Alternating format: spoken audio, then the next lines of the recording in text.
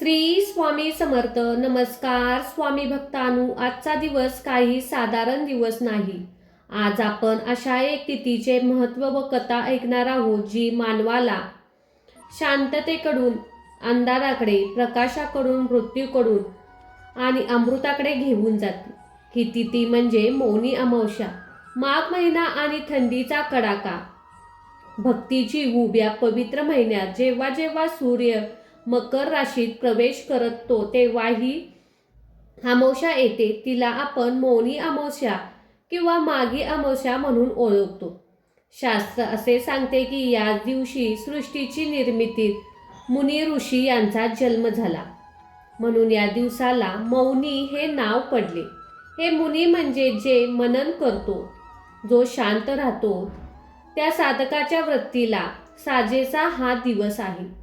काही ठिकाणी असा उल्लेख आहे की मौनी म्हणजे मौन धारण करणे, स्वतःमध्ये आत्मचिंतन करत शांत राहणे. आज आपण जी कथा ऐकणार आहोत ती केवळ एका साधकाची आहे. मंडळी, या कथेचे श्रवण करावे. कथा केवळ ऐकणे म्हणजे कानात तृप्त करणे नव्हे, तर भाविक आणि ही कथा शेवटपर्यंत एकाग्रचित्तेने ऐकले त्याच्या घरात अकाली मृत्यूची भीती नष्ट होऊन पितृदोषाचे निवारण होईल आणि जीवनात सौभाग्य, सुख, शांती प्राप्त होईल, अशी ही कथा आहे. त्यामुळे या कथेकडे दुर्लक्ष करू नका. चला तर मग या कथेला सुरुवात करूया. तर पहा, या दिवशी गंगे स्नानाला इतके महत्त्व का प्राप्त झाले आहे? प्रयागराजच्या त्रिवेणी संगमावर लक्षावधिक भाविक का जमतात याचे उत्तर आपल्याला पुराणामध्ये दडलेले आहे. जे देव आणि दानव यांच्यात समुद्रमंथन झाले तेव्हा त्यामधून धन्वंतरी अमृत कलश बाहेर आला. त्या अमृतासाठी देव आणि दानवामध्ये झटापट झाली. त्या झटापटीत अमृताचे काही थेंब पृथ्वीवर सांडले. ते थेंब ज्या ठिकाणी पडले तिथे कुंभमेळा भरतो. प्रयागराज, हरिद्वार, उज्जैन आणि नाशिक ही ती पवित्र स्थाने, अशी श्रद्धा आहे. मौनी अमावस्येच्या दिवशी ग्रहांची स्थिती अशी बनते की साक्षात अमृताचा अंश गंगेच्या पाण्यामध्ये उतरतो. त्यामुळे या दिवशी केलेले स्नान हे केवळ शरीराची शुद्धी करत नाही, तर जन्मजन्मीच्या पापांचा नाश करून आत्म्याला अमरत्वाच्या मार्गावर नेते. म्हणूनच याला अमृत स्नान किंवा शाही स्नान असेही म्हणतात. संत ज्ञानेश्वर माऊलींनी ही सुद्धा मौनाचे महत्त्व सांगताना ओव्यांमध्ये म्हटले आहे की शब्दापेक्षा मौन हे जास्त बोलके असते. संत तुकाराम महाराज म्हणतात, बोला तैसे चाले त्याची वंदावी पावले. पण बोलण्याआधी मनन करणे तितकेच गरजेचे आहे, हे मौनी अमावस्येचे शिकवते. चला तर मग आता वळूया त्या पुण्यभूमीकडे जिथे या कथेचा उगम झाला. भारताच्या दक्षिण टोकाला जिथे विद्वत्ता आणि संस्कृतीचा संगम झाला अशा या ठिकाणी कांचीपुरम नावाची एक सुंदर नगरी वसली होती. या नगरात उंच उंच मंदिरे होती. त्यांचे कळस आकाशाला भिडत होते. घरातून वेदाचे पठण ऐकू येत होते. लोक सात्विक होते, अतिथी देव मानणारे होते. पण नगरात देवस्वामी नावाचे एक अत्यंत विद्वान आणि कर्मठ ब्राह्मण राहत होते. त्यांचं नाव सार्थकी लावणारे त्यांचे आचरण होते. ते वेदशास्त्र संपन्न तर होतेच, पण त्यांचा स्वभाव दोन्यासारखा मऊ होता. त्यांच्या पत्नीचे नाव होते धन्वंती. नावातच धन असले तरी तिचे खरे धन तिची मुले आणि भक्ती होती. त्यांच्या या सुखी संसाराला 7 पुत्ररत्ने होती, 7ही मुले, गुणी, आज्ञाधारक, विद्वान आणि त्या 7 भावांच्या पाठीवर देवाने त्यांना एक लाडकी कन्या दिली. तिचे नाव होते गुणवंती. गुणवंती खरोखरच गुणाची खान होती. जशी कमळाच्या फुलाला सुगंध असावा तशी ती सुंदरी होती आणि संस्कृती होती. घरात 7 भावांची ती एकुलती एक लाडकी बहीण असल्याने तिचे लाड पुरवण्यात कोणीही भावाने कसूर सोडली नव्हती. ती अंगणात खेळत असताना तिच्या पैंजणाचा आवाज सर्वत्र घरात आनंद पसरवत असे. हळूहळू काळ पुढे सरकत होता. चिमणीसारखे बडबडणारी गुणवंती आता मोठी झाली होती. तिचे रूप लावण्य पाहून पाहणाऱ्यांचे डोळे दिपून जात असे. विवाहयोग्य झाली होती. साहजिकच आई वडिलांना तिच्या लग्नाची चिंता लागली. एक शुभ दिवशी देवस्वामी आपल्या मुलीला जवळ बोलवले आणि म्हणाले, पुत्रा, आपली गुणवत्ती आता उपवर झाली आहे. तिच्यासाठी एखादा सुयोग्य विद्वान आपल्या कुळाला साजेचा असा वर शोधणे आपले कर्तव्य आहे. पण त्याआधी तिचे नशीब काय सांगते ते पाहणे गरजेचे आहे. तू तिची जन्मकुंडली घेऊन ये. नगरातील सर्वात श्रेष्ठ ज्योतिषाकडे जाऊन तिच्या भविष्याचा वेध घे. वडिलांची आज्ञा शिरसाव मानून मोठा मुलगा कुंडली घेऊन नगरात निघाला. कांचीपुरममध्ये असे एक ज्योतिषी होते ज्यांचे भविष्य कधीच खोटे ठरत नसे. त्यांच्या शब्दाला रेषेचा मान होता. मुलगा त्यांच्याकडे पोचला. त्याने आदराने नमस्कार केला आणि बहिणीची कुंडली त्यांच्या समोर ठेवली. गुरुजी, ही माझी धाकटी बहिणीची कुंडली. माझ्या वडिलांनी देवस्वामींनी तिच्या विवाहासाठी योग कसा आहे ते पाहण्यासाठी, तसेच तिला कसा पती मिळेल, भविष्य कसे असेल. ज्योतिषाची कुंडली हातात घेतली. त्यांनी आकडेमोड सुरू केली. ग्रहांची स्थिती, नक्षत्रांचे चरण, राशीचे बळ सर्व काही बारकाईने पाहू लागले. पण जसजसे ते खोलवर विचार करू लागले तसतसे त्यांच्या चेहऱ्यावरचे भाव बदलू लागले. सुरुवातीला शांत असलेला त्यांचा चेहरा आता गंभीर झाला होता. कपाळावर आट्याचे जाळे पसरले होते. पाहून देवस्वामींचा मुलगा अस्वस्थ झाला. त्याच्या मनात धडकी भरली. त्याने विचार केला, काय झाले गुरुजी, आपण इतके गंभीर का झालात? काही अशुभ तर नाही ना? ज्योतिषाने दीर्घ श्वास सोडला आणि म्हणाले, बाळा, काय सांगू, तुझ्या बहिणीच्या कुंडलीतील राजयोग सुख आहे, संपत्ती आहे. पण काय गुरुजी? मुलाचा कंठ दाटून आला. पण तिच्या नशिबात विवाहाचे सुख नाही. लग्नाच्या वेळी सप्तपदीचे 7 फेरे पूर्ण होतात. ती विवाह होऊन ती सासरी जाताच तिला वैधत्व प्राप्त होईल असा स्पष्ट आणि कठोर योग कुंडलीत दिसत आहे. हे शब्द ऐकताच मुलाच्या पायाखालची जमीन सरकली. कानावर विश्वास बसेना.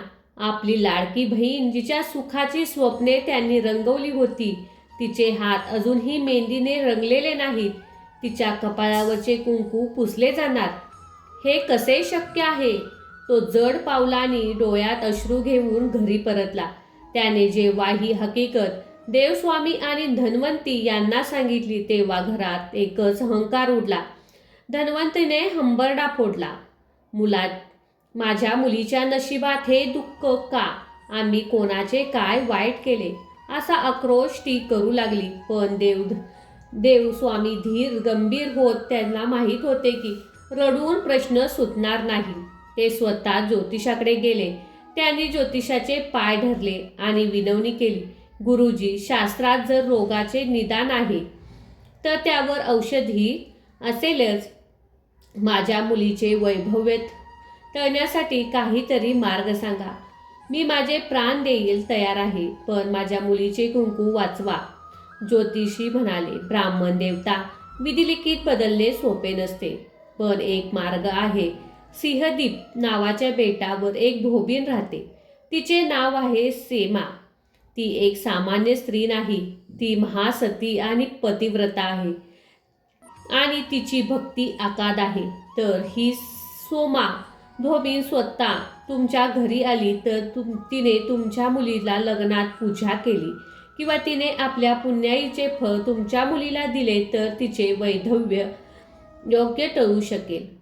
सिंहद्वीप म्हणजेच आजची श्रीलंका आणि इथून एका धोबिनीला आणायचे 7 समुद्र पार करून हे काम महाकठीण होते. पण प्रश्न गुणवंतीच्या आयुष्याचा होता. देवस्वामींनी विचार केला. स्वतः जावे वयामुळे शक्य नव्हते. त्यांनी आपल्या सर्वात लहान मुलाला, जो धाडशी हुशार होता, त्याला बोलावले. बाळा, तुला तुझ्या बहिणीचा योग्य घेऊन श्रीहद्रूपला जावे लागेल. सोमा धोबिनीला शोधून आणावे लागेल. हे कार्य तुझ्या बहिणीच्या प्राणांचे रक्षण करणारे आहे. लहान भावाने तात्काळ होकार दिला. बाबा, तुम्ही काळजी करू नका. मी ताईला घेऊन नक्की जाईल आणि सोमा मातेला घेऊनच येईल. गुणवत्ती आणि तिचा लहान भाऊ प्रवासाला निघाले. रस्ता सोपा नव्हता. घनदाट जंगले, हिंस्र पाण्याची भीतीने, तहानभुकेची पर्वा न करता ते चालत होते. कित्येक दिवस चालल्यानंतर ते समुद्राच्या काठावर पोचले. समोर अथांग सागर पसरलेला होता. लाटांचा प्रचंड आवाज ने पाण्याचा निळसर विस्तार पाहून त्यांचे मन थोडे खचले. पण आता समुद्र कसा पार करायचा, पलीकडे कसे जायचं, हा प्रश्न त्यांच्या समोर उभा राहिला. दिवस मावळत होता. आकाशात रंगाची उधळण झाली होती. पण या बहीण भावाच्या मनात मात्र चिंतेचा कहा दाटला. त्यांनी समुद्रकिनारी असलेल्या एका विशाल वडाच्या झाडाखाली आश्रय घेतला. भूक आणि तहानेने त्यांचा जीव व्याकुळ झाला होता. जवळच थोडे पाणी मिळाले, पण अन्न काहीच नव्हते. थकल्यामुळे त्यांना तिथे झाडाच्या मुळाशी झोप लागली. त्या झाडावर एक गिधाडाचे कुटुंब राहत होते. गिधाड म्हणजे ते अभक्ष्य भक्षण करणारे पक्षी, पण या कथेत त्याचे रूप वेगळे आहे. झाडाच्या घरट्यात गिधाडाची पिल्ले आपल्या आईची वाट पाहत होते. आई दिवसभर अन्नाच्या शोधात बाहेर गेली होती. जेव्हा संध्याकाळी गिधाडी मादी परत आली, तेव्हा पिल्ले चिवचिवाट करू लागले. आई आई, आम्हाला भूक लागली आहे, अजून तू काय आणलंस? गिधाड मादीने पंख मिटले आणि खिन्न होऊन म्हणाली, बाळांनो, आज मला काही शिकार मिळाली नाही. माझं नशीब फुटकं आहे. पिल्ले रडू लागली. पण आई, आता तू काय खाणार? आम्हाला भूक सहन होत नाही. तेव्हा गिधाड मादीच्या मनात एक पापी विचार आला. ती रडून म्हणाली, रडू नका. आपण झाडाखाली पहा, 2 मानवी मुले झोपली आहेत. ती खूप थकलेली आहेत. त्यांच्यात आता उठण्याची ताकद नाही. मला वाटते ती आज रात्रीची भूक आणि तहानेने मरतील. उद्या सकाळी सूर्य उगवताच मी त्यांचे कवळे मांस तुम्हाला खाऊ घालीन. तुमची भूक नक्कीच भागेल. झाडाखाली झोपलेली गुणवत्ती आणि तिच्या भावाने हे सर्व ऐकले. त्यांच्या अंगावर काटा आला. मृत्यू इतका जवळ घेऊन ठेपला आहे. आपण ज्याच्या झाडाचा आश्रय घेतला, तिथे आपला काळ उभा आहे. गुणवत्ती भीतीने थरथर कापू लागली. भावाने तिला घट्ट धरून ठेवले. पण त्याच वेळी घरट्यातून एक वेगळाच आवाज आला. ती पिल्ले जी भुकेने व्याकुळ होती, ती आपल्या आईला म्हणाली, नाही आई, हे पाप आपण खायचे नाही.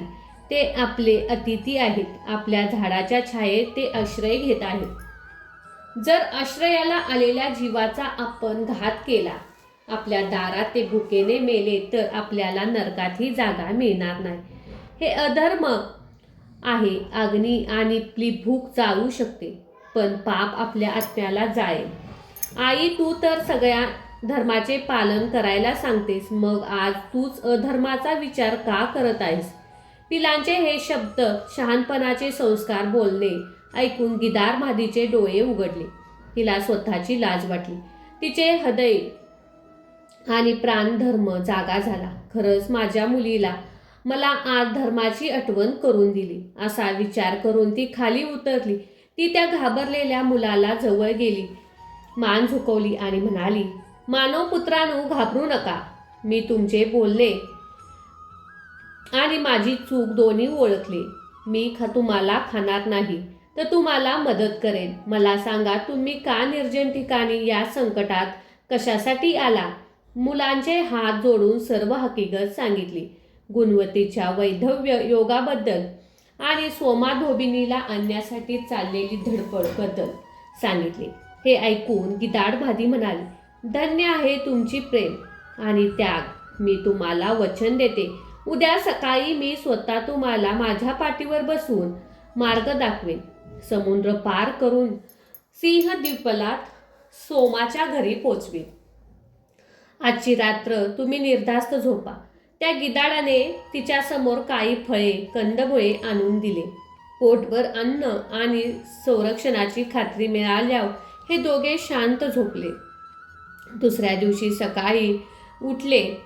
गिधाडाने आपले वचन पाळले. त्यांनी त्या दोघांना सिंघलद्वीपाचा रस्ता दाखवला. समुद्र पार करण्यास मदत केली. निसर्गाने नटलेले ते बेट, तिथे नारळाची झाडे, सुपारीच्या बागा, समुद्राचा गाज होती. चौकशी करत करत ते सोमा धोबिनीच्या घराजवळ पोचले. सोमाचे घर साधेच होते, पण तिथे एक वेगळीच पवित्रता जाणवत होती. अंगणात तुळस होती, सारवलेली जमीन होती. आता प्रश्न होता की सोमाला कसे ओळखायचे आणि तिला कसे राजी करायचे. गुणवतीच्या भावाने विचार केला, आपण जर सरळ जाऊन तिला सांगितले की चल आमच्या घरी, तर ती येईल का नाही? आधी तिचे मन जिंकावे लागेल, तिची सेवा करावी लागेल. त्यांनी एक युक्ती शोधली. त्यांनी आपली ओळख लपवून ठेवली. सोमाच्या घराच्या जवळ एका झाडाच्या आडुशाला त्यांनी मुक्काम केला. सोमा धोबीन आणि तिचे कुटुंब पहाटे उठण्याआधीच गुणवती व तिचा भाऊ त्यांच्या घरी जायचे. पहाटेचा अंधार असताना गुणवती अंगण झाडून काढायची, सडा टाकायची, सुंदर रांगोळी काढायची, तुळशीला पाणी घालून दिवा लावायची. तिचा भाऊ बाहेरून पाणी भरून आणायचा, लाकडे फोडून ठेवायचा, जनावरं गोटे साफ करायचा. हे सर्व इतक्या शांतपणे आणि गुपचूप करायचा की कोणाला, अगदी पाखरालाही त्याची चाहूल लागत नसे. जेव्हा सोमा सकाळी उठायची तेव्हा तिला घर अगदी आरशासारखे लख्ख दिसायचे. स्वयंपाकघरात पाण्याची भरलेली भांडी असायची. ते पाहून तिला खूप आश्चर्य वाटायचे. ती आपल्या सुनांना विचारायची, अगं सुनानू, आज तुम्ही इतक्या लवकर उठलात आणि हे काम इतक्या वेगाने आणि इतक्या सफाईदारपणे कसे केले? आजपर्यंत कधीच इतके सुंदर काम झाले नाही. सुना एकमेकीकडे बघायच्या. त्या आळशी होत्या की काही माहीत नाही याचे आश्चर्य वाटायचे. त्या म्हणायच्या, नाही सासूबाई, आम्ही तर आत्ताच उठलोय. आम्हाला वाटते कदाचित तुम्हीच आज लवकर उठून हे सर्व उरकले असेल. दिवस मागून दिवस जात होते. रोज हेच घडत होते. सोमाच्या मनात कुतूहलता जागे झाले. हे कोण तर करत असेल. माझ्या घरात कोणती अदृश्य शक्ती वावरत आहे. देव माझ्यावर प्रसन्न झाला आहे की काय? एकदा गंधर्व माझ्या सेवेला आला आहे. एका दिवशी सोमाने ठरवले की आज मी झोपणार नाही. हे गुपित शोधून काढेल. ती रात्रीच्या अंधारात घराच्या एका कोपऱ्यात पडद्यामागे लपून बसली. डोळ्यात तेल घालून ती वाट पाहत लागली. रात्र सरली. ब्रह्ममुहूर्ताची वेळ झाली. ताऱ्यांचा प्रकाश अजूनही होताच. तेवढ्यात तिला दोन आकृत्या दारात येत असल्याच्या दिसल्या. एक तरुण मुलगा आणि एक सुकुमार मुलगी. त्यांच्या कपड्यावरून तिने गरीब वाटत नव्हते, पण त्याचे चेहरे कष्टाने भरलेले होते. मुलगीने हातात झाडू घेतला आणि अंगण झाडू लागली. तिच्या हातावरील एक लय होती, ती भक्ती होती. जणू ते देवाचे मंदिर साफ करत आहे. मुलाने पाणी भरले, सडा टाकला. मुलीने रांगोळी काढण्यास सुरुवात केली. अदृश्य पाहून सोमाचे काळीज हे लावले. इतकी कोही मुले आणि माझ्यासारख्या एका सामान्य धोबिनीच्या अशी चोरून सेवा का करत आहेत? कशासाठी? तिला राहवले नाही. ती धावत बाहेर आली. तिने जाऊन गुणवतीचा हात धरला. थांब बाळा, कोण आहात तुम्ही आणि काय चालले आहे? तुम्ही उच्च कुळातील वाटता, ब्राह्मण पुत्र वाटता आणि माझ्यासारख्या धोबिनीची काम करता. पाप मला का देत आहात? माझ्याकडून काही अपराध झाला असेल. सोमाचा आवाज भरून आला. तिच्या भावाने सोमाचे पाय धरले. डोळ्यात अश्रू भरले होते. भावाने रडत रडत सर्व हकीकत सांगितली. माते, आम्ही कांचीपुरमहून आलो आहोत. आम्ही ब्राह्मण आहोत. माझ्या बहिणीच्या गुणवतीच्या लग्नात एक मोठे विघ्न आहे. ज्योतिषाने सांगितले की तिच्या नशिबात वैधव्य आहे आणि हे वैधव्य फक्त तुम्ही टाळू शकता. तुमच्या पायाच्या धुळीने, तुमच्या पुण्याईने तिचे सौभाग्य वाचू शकते. तुम्हाला प्रसन्न करण्यासाठीच आम्ही सेवा करत आहोत. सोमा धोबीन स्तब्ध झाली. तिचे मन भरून आले. ती आली आणि कष्ट घेतले. इतके दिवस तुम्ही उपाशी तापाशी राहून माझी सेवा केली. तुम्ही मुला नसते सांगितले तरी मी आले असते. दुसऱ्या डोळ्यातील अश्रू पुसते आणि जीवनाचे सार्थक आहे. सोमाचा क्षणाचाही विचार न करता सोबत येण्यास तयारी दर्शवली. पण निघताना तिला एक गोष्टची जवळ काळजी वाटली. तिचा पती वृद्ध होता आणि थोडे आजारी होते. तिने आपल्या सुनांना बोलवले आणि सांगितले, बाय, मी या मुलाच्या मदतीसाठी एका मुलीचे सौभाग्य वाचवण्यासाठी कांचीपुरमला जात आहे. परोपकार हाच आपला धर्म आहे. जर माझ्या पाठीमागे दुर्दैवाने माझ्या पतीचा मृत्यू झाला तर त्याचे लगेच अंत्यसंस्कार करू नका. त्यांचे शरीर तेलाच्या घागरीत किंवा द्रोणात सुरक्षित ठेवा. मी परत आल्यावर काय करायचे ते बघीन. सुनेने होकार दिला. सोमा, गुणवंती आणि तिचा भाऊ कांचीपुरमच्या दिशेने निघाले. प्रवास संपून तो कांचीपुरमला पोचला. देवस्वामी आणि धन्वंती यांनी सोमाचे स्वागत केले. मनात अर्धी भीती सोमाला पाहून पळाली आणि चेहऱ्यावर ते शांतता पाहून सर्वांना विश्वास वाटला की आता सर्व काही ठीक होईल. लग्नाची तयारी वेगाने सुरू झाली. मांडव सजला. आंब्याच्या ढाळ्या, फुलांच्या माळा, सनई मंगल वातावरणात गुणवंती नवरीच्या वेशात साक्षात लक्ष्मीसारखी दिसत होती. शुभ मुहूर्त आला. वधू बाहेरील बहुल्यावर चढले. मंगलाष्टका झाली. शुभ मंगल सावधान असे म्हणता अक्षदा पडल्या. पण खरी परीक्षा अजून बाकी होती. सप्तपदीचे विधी सुरू झाले. अग्नीला साक्ष ठेवून 7 फेरे घ्यायचे होते. पहिला फेरा, दुसरा फेरा, सर्व काही सुरळीत चालले होते. देवस्वामींचे डोळे पाणावले होते. पण जसा 6वा फेरा संपून 7वा फेरा सुरू झाला तसे अचानक वराच्या पायातील शक्ती गेली. त्याला भोवळ आली. तो धडकन खाली कोसळला. अरे काय झाले? नवरदेवाला काय झाले? एकच ओरडा सुरू झाला. वाद्यांनी नाडी तपासली, मन हलवली. प्राण निघून गेले आहेत. लग्नाच्या मंडपात स्मशान शांतता पसरली. आनंदाचे रूपांतर शोकात झाले. गुणवंतीने किंचाळी फोडली. धन्वंती बेशुद्ध पडली. ज्योतिषाचे भविष्य खरे ठरले होते.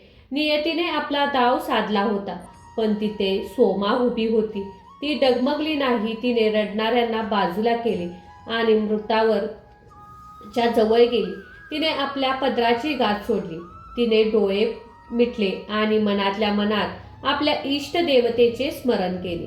ती म्हणाली, हे ईश्वरा, हे सूर्यचंद्र, हे अग्निदेवता, साक्ष द्या. जर मी माझे संपूर्ण आयुष्य पतिव्रता धर्माचे पालन केले असेल, जर मी कधीही खोटे बोलले नसेल, कोणाचीही मन दुखवले नसेल आणि माझी भक्ती सत्य असेल, तर माझ्या आयुष्यात मी कमवलेले सर्व पुण्य होय. माझे सर्व पुण्य मी या गुणवतीला दान करत आहे. सोमाने ओंजळीतील पाणी घेतले. संकल्प सोडला. मी माझे सौभाग्य, माझे पुण्य या मुलीला देत आहे असे म्हणून तिने पाण्यात मृताच्या अंगावर शिंपडले. आणि काय घडले? त्याच्या शरीरातून प्राण निघून गेले होते. त्याच्या शरीरात चेतना पसरली. वराच्या हातापायाची बोटे हलली. त्यांचे डोळे उघडले. तो उठून बसला. जणू काही गूढ झोपेतून जागा झालेला असावा. जय हो सती सोमाचा, जय हो. मंडपात एकच जल्लोष झाला. गुणवतीने सोमाचे पाय धरले आणि ती रडू लागली. आई, तू मला नवीन जन्म दिलास. सोमाने तिला आशीर्वाद दिला आणि तिला माहिती होते की नियतीचा नियम आहे की काही मिळवण्यासाठी काही गमवावे लागते. तिने तिचे पुण्य दिले होते, म्हणूनच तिचे स्वतःचे रक्षण कवच तिने काढून टाकले होते. तिकडे सिंहदीपात ज्या क्षणी सोमाने आपला संकल्प सोडला त्या क्षणी तिच्या घरावर अनर्थ घडला. तिचा पती, तिचा तरुण मुलगा आणि तिचा जावई हे तिघेही एकाच वेळी काहीही कारण नसताना मरण पावले. घराचे छप्पर उडून गेल्यासारखी अवस्था झाली. सुना सासूबाईंच्या आज्ञेची आठवण होती. त्यांनी रडत रडत तिन्ही मृतदेह तेलाच्या द्रोणात सुरक्षित ठेवले आणि सोमाची वाट पाहू लागल्या. काही दिवसांनी सोमा घरी परतली. दरवाजाचे तोरण सुकून गेले होते. घरातून रडण्याचा आवाज येत होता. ती आत गेली आणि तिने 3 मृतदेह पाहिले. तिचे हृदय पिळवटून निघाले. तिने ज्याच्यासाठी आयुष्यभर कष्ट केले तेच आज जग सोडून गेले होते. पण सोमा साधारण स्त्री नव्हती. ती सती होती. तिला माहिती होते की तिच्या दानाचे फळ आहे. पण तिला हेही माहीत होते की ईश्वराच्या दरबारात उशिरा का होईना न्याय मिळतोच. तिने रडणे थांबवले. तिने सुनांना सांगितले, शांत व्हा, रडून गेली ती जीव परत येत नाही. फक्त भक्तीने अशक्यही शक्य करता येते. ती सरळ घराबाहेर पडली. नदीच्या काठावर गेली. तिथे एक विशाल पिंपळाचे झाड होते. पिंपळावर विष्णूचे रूप मानले जाते. त्या दिवशी योगायोगाने अमावस्या होती. ही मौनी अमावस्या होती. सोमाने त्या पिंपळाच्या झाडाखाली आसन मांडले. तिने एक शपथ घेतली, आज मी मौन धारण करत आहे. जोपर्यंत माझा हरी, माझा विष्णू माझ्या हाकेला ओ देत नाही तोपर्यंत एकही शब्द बोलणार नाही. मी अन्न पाण्याचा त्याग करत आहे. तिने नदीत स्नान केले. ओल्या कपड्यांनीच तिने पिंपळाला प्रदक्षिणा घालायला सुरुवात केली. हातामध्ये काय होते तर 108 वस्तू. प्रत्यक्ष प्रदक्षिणेनंतर ती एक वस्तू पिंपळाला अर्पण करत होती. तिने मनाला पूर्णपणे एकाग्र केले. बाहेरच्या जगाचा विसर पडला. डोळे मिटले.